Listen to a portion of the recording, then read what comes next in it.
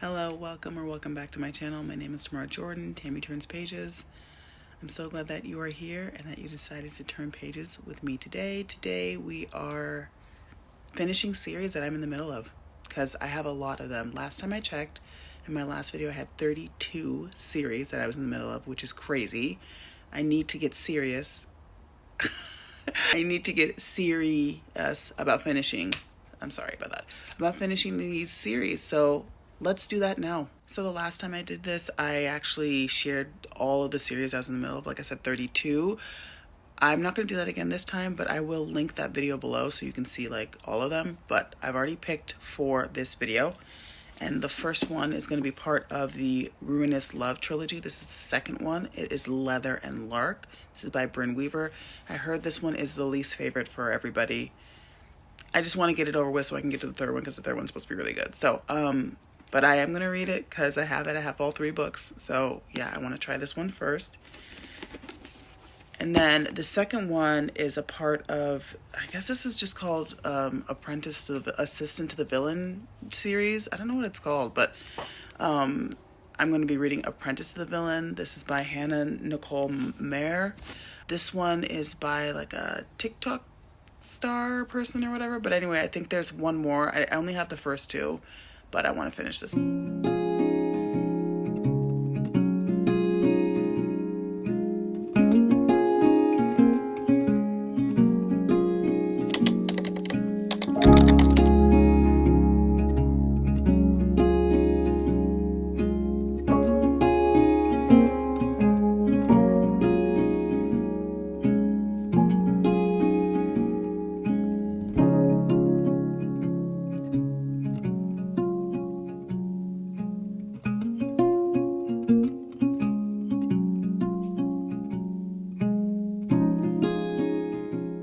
Going through some of these Criterion Collection Wes Anderson films that I got.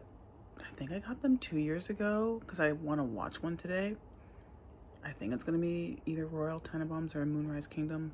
I've watched all of his movies. I love them. But these are really cool because they have like booklets inside and stuff like that. They're really, really cool. And I was so excited when I got these for Christmas like a couple years ago. Anyway, I'm going to show you some of what this looks like because they're so interesting. So that's Bottle Rocket, and I'll show you inside. This is what Moonrise Kingdom looks like. The Grand Budapest Hotel, which is one of my favorites. Maybe I should watch that since it takes place during winter. Darjeeling Unlimited, Rushmore, The Aquatic Life of Steve Azuzu, or just the Life Aquatic. I'm so sorry, I said The Aquatic Life. The Life Aquatic. And then Royal Tenenbaums, which is my favorite besides Moonrise Kingdom. Rushmore's pretty cool because the DVD is a library card, which is cute. This one has the school grounds. Then this is the school grounds, which this is cool. It's actually called The World of Max Fisher, but it's got all of his stuff. Bottle Rocket, and then it has like a notebook that has a 75-year plan. Just looks like that inside. It's kind of cute. This one's pretty bare bones. And so is this one. These two are like really good. Let me show you what are inside these. So this is the Grand Budapest Hotel. Romantic poetry. But then this, like look at how cool this is. That's on this side. Other side too has a bunch of newspaper clippings. This is Criterion Collection who's doing this. And then look, it talks all about the movie in this one and like set, the makeup. It's kind of cool. And then this one I think has the actual hotel, the bathhouse, and on one side and the hotel on the other. So this is one side, and then this is the other side. And Moonrise. Sam and Susie on the front, her brothers. And then on the back is the other key players. Look, I love it. So it has like almost like a little postcard, even though it's not. This is the map of New Penzance. And then this, oh my gosh. This is her play that she's in. This is the Hullabaloo 65. And then it talks about cast and credits. Little buttons. The books that Susie reads. And then just some stories. Let me show you new Penzance. Looks like that. It's so cool. This is the other side. Anyway, those are the ones that I have so far. I do want to get more, but I don't know. I just think it makes watching these movies and experiencing these movies, because they are an experience, just more interesting and like more tangible. Like you're a part of it, which I love. Anyway, I know, riveting content, I'm sure, but if anyone is interested, I wanted to share it because I think these are so cool. The Criterion Collection is so interesting, and what they do is just amazing. I do want to try and see if they have Criterion Collection for Studio Ghibli movies, because I'm also fully obsessed with that too. So yeah, that's my next order of business.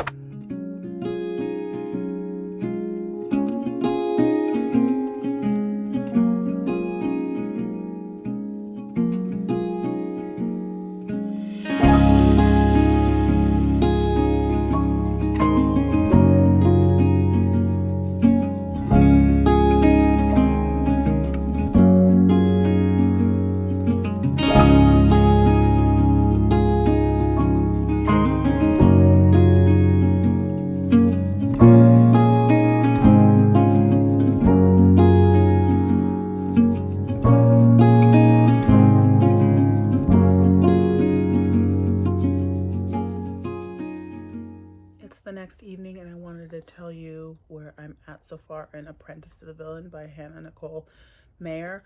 First and foremost, you know, this is the second in a series, but I did want to give you like a little bit of a synopsis on the first one. So the first one follows Evie and Tristan. Evie is the assistant and Tristan is the villain. Evie gets a job. She's like really kind of destitute, and she needs a job to take care of her family, so she gets a job with the most dangerous villain in the whole of the territories. And when she gets that job, she realizes that he's actually not that bad. He's not that dangerous. He's not that bad. And he's actually kind of cute. And she is realizing really quickly that she's kind of also attracted to him. Also in the book, she obviously is his assistant, so she helps him with things like managing his calendar and making sure that he has meetings with other villains to like, you know, work together to like do different things. And she organizes his castle and his like, you know, items at, you know, at his house that he needs to have organized, etc., etc. She's basically just a really, really good assistant.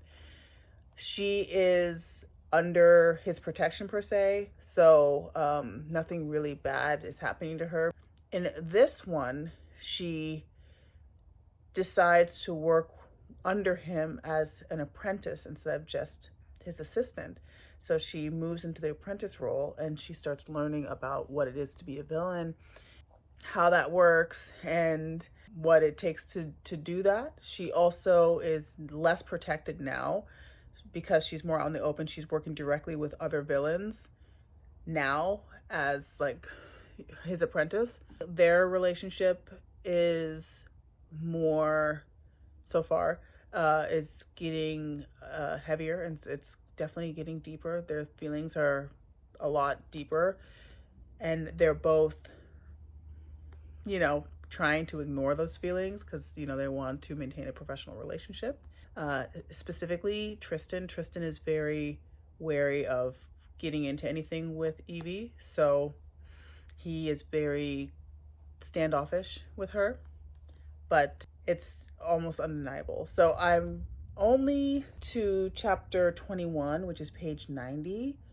I'm liking this so far. I'm liking where it's going. There hasn't been anything like huge yet, like no big like reveals or any twists. It is definitely setting up for something. There's also a really big setup of Tristan's territories being taken away from him because of the crown. There's a king in this fantasy world that they live in who really, even in the beginning, the first book, who just hates Tristan and really wants to take everything from him. So that is continuing in this book, and it seems like it's a lot more apparent and definitely more of a problem in this book. So I'm liking it so far. It's still really funny. It's still really light and like cute, easy fantasy that's not difficult to understand or hard. Like the world building isn't crazy. You kind of just jump into the characters and you're in, and it's very easy and simple and fun and cute. So I'm enjoying it so far. I think I will try to read a little bit more of this tonight when I go to bed, and I will give you another update tomorrow. Probably won't finish it tonight because I still have that much left, a week. So I'm gonna take my time with this and enjoy.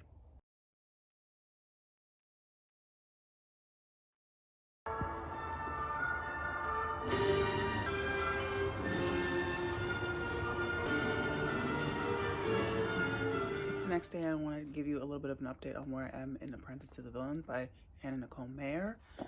I was able to get to chapter 53, which is page 223, and I'm still enjoying it so far. It is still really funny.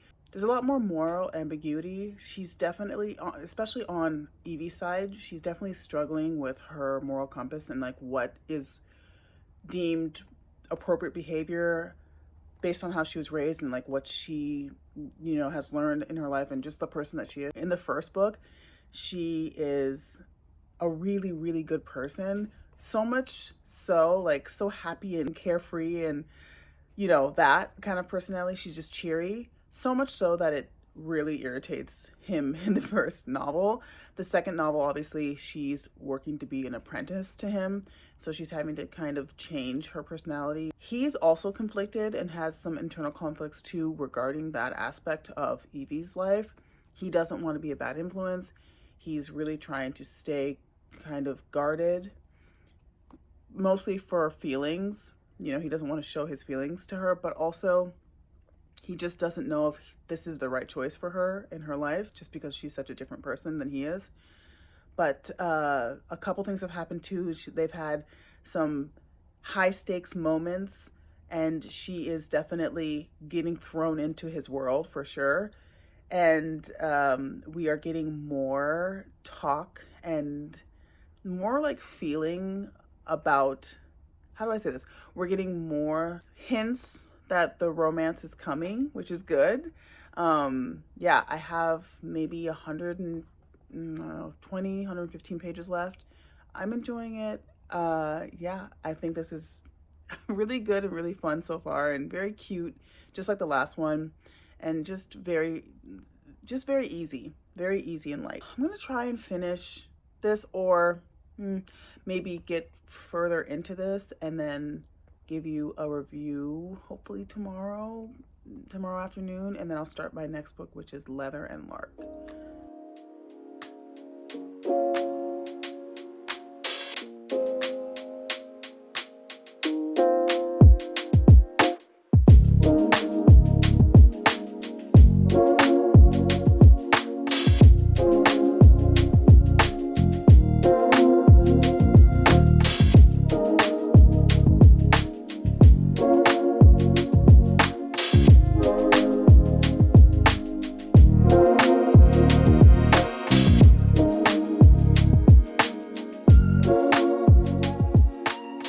Next day, and I wanted to just share what I got for my birthday. So my birthday is tomorrow, and my husband bought me a Kindle Colorsoft. You will have seen some of that footage, and I filmed that on my Camp Snap Super 8 camera. Now I have two Kindles. I'm really excited about this one. I do read a lot of graphic novels, so now I have the ability to read graphic novels with the Colorsoft. And yeah, I could have done it with the Kindle Paperwhite, which is fine, but it's just black and white, and it's not. Yeah, I'm really excited about this, like so excited. And I'm going away for my birthday. We're just gonna go on like a couple day trip. It's supposed to start raining. It's actually like getting close to raining right now. That's why it's a little dark in here. Did want to also share that I was able to finish Apprentice to the Villain, and I did really like this a lot. I would say this is probably like a 3.75. There's a lot of slow burn. A lot, so much so that like nothing really happens until like the second book, which is this one, like 75% into the second book. I mean, like nothing's really even, and it's minimal. It's minimal. So it's just really slow. And I love a slow burn, so I will take it. I loved it a lot. Especially like the yearning, because there was like a lot of build up, like a lot. And I like that. I do also like the way it left off. I think it set up the third book pretty well. I like the storyline still. It's really funny and really light. There are moments of heavier, like I would say higher stakes, and then there's a lot of coziness to this too. So this is probably like a medium stakes fantasy. World building, super easy, not even hard at all. This is like a level 1 in terms of fantasy. It's not hard at all to understand and to grasp. But I did like it. I love the frog. Here he is. He's still really funny in this. He's always giving these little notes that are hysterical. Evie, her growth is really, like, it's really good. She does a lot of reflecting in this second book. So I liked it. I like this a lot, and I really enjoyed my time with it. So if you like light, mostly medium to low stakes, and just kind of easy, fun, slow burn fantasy, romantasy, I guess, this one would be for you. I'm going to move on to Leather and Lark. This is by Bryn Weaver. This one, I don't know what my expectations are. I know that most people say this is the least favorite in the series, but you know, I'm a different person, and I like to challenge things and see like how I feel about something. So I'm going to read it, and I will let you know where I get probably tomorrow morning. Oh, and I cut my finger on a really, really, really sharp cake knife because today we celebrated my birthday at work. And yeah, when I was trying to clean the cake knife, which is a brand new cake knife, I sliced my finger so deep. It would not stop bleeding at work. I had to go to the nurse. The adult, had to go to the nurse and have her fix up my finger. And it took a while for it to stop bleeding. And I had to put ice on it and everything. And like, it went through like 4 different, like not Band-Aids, but like she wrapped it like 4 different times, and it didn't stop bleeding until the 4th wrap. So the rain is coming. So I was able to get to, there's no chapters per se, there's chapter headings. I was able to get to Retreat. This is page, oh goodness, page 207, and it's dual point of view. So there's a chapter of Leather, then not Leather, I'm so sorry. A chapter of Lachlan, and then there's a chapter of Lark. So Lachlan is a contract killer. He is kind of burnt out on his job, his position. He doesn't really want to do this anymore. He's really more drawn to wanting to work in his leather shop, hence leather, and just get away from that lifestyle.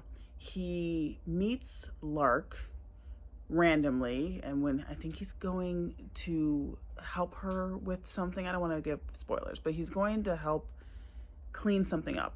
And when he does, he meets her, he misjudges her character, who she is, and forces her, kind of holds her captive a little bit. Lark is a singer-songwriter, and she has like aspirations to be really famous and really like influential in the music world, but she also has a lot of traumas and a lot of background, just past demons that come back and haunt her a lot.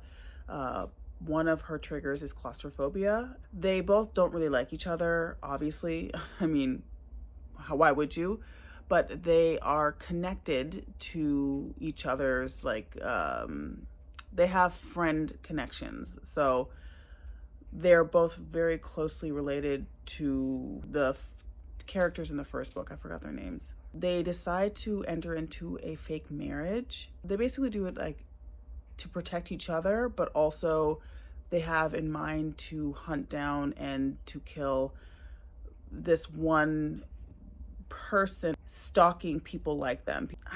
I don't know. This is okay.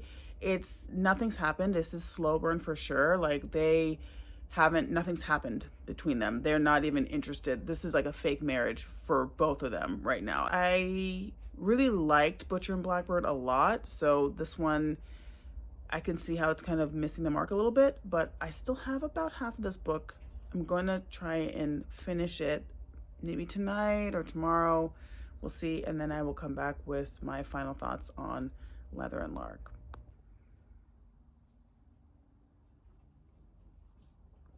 I'm just getting home, and I'm going to finish this book. I have maybe, I don't know, like 60 pages left. It's been a couple days, and I did put down the camera just because of everything that's going on. I'm trying to, there's just a lot happening right now in the US, and I just am, I'm just upset. I'm just disappointed, and I'm upset, and I just am sad at how far we have regressed. And yeah, I'm just sad, and I do have a lot of ties in Minnesota also. You know, my mom and dad are both from Minnesota, and my parents are also very upset and just very shocked at, like, what is this world we're living in? Anyway, so I just wanted to take a couple days break. I just needed a break. So, but I am back on Leather and Lark, and I'm going to finish it. I'm not loving this. This is probably going to end up being like a 3.25 star. Yeah.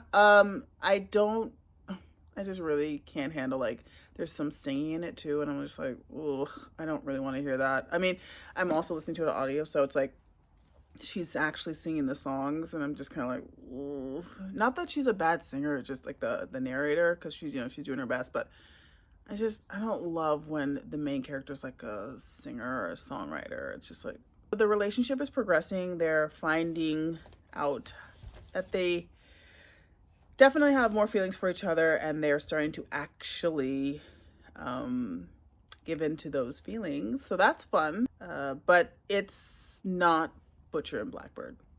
It's not. So I'm going to finish this now, and I'll come back with a full review.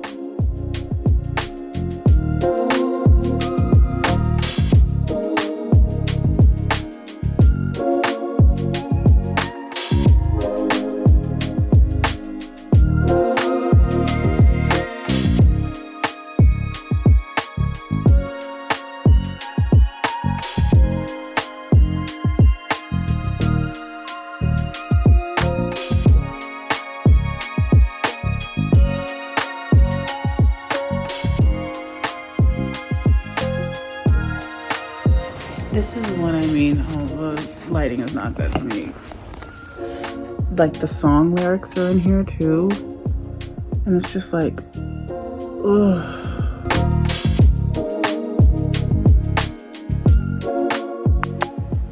It's the next morning, and I wanted to give you an update. I was able to finish this book last night and actually into the morning, and I'm gonna give it a 3.25. I was gonna initially give it like a 3, but, well, maybe more like a 2.75, but the ending definitely gave me a little bit more like excitement about the book. So I did like the way it ended. I also don't think it's a bad book at all. I think it's a good part of this trilogy. It's just not the best part. The best part is still Butcher and Blackbird. I mean, that was like, I was giggling, I was kicking my feet, I was like laughing out loud. I just like loved the relationship and their connection, and this one just wasn't as believable. And I don't know. I just don't know how necessary this one was. So it could have been a duology maybe, and just like not done this one. I don't know.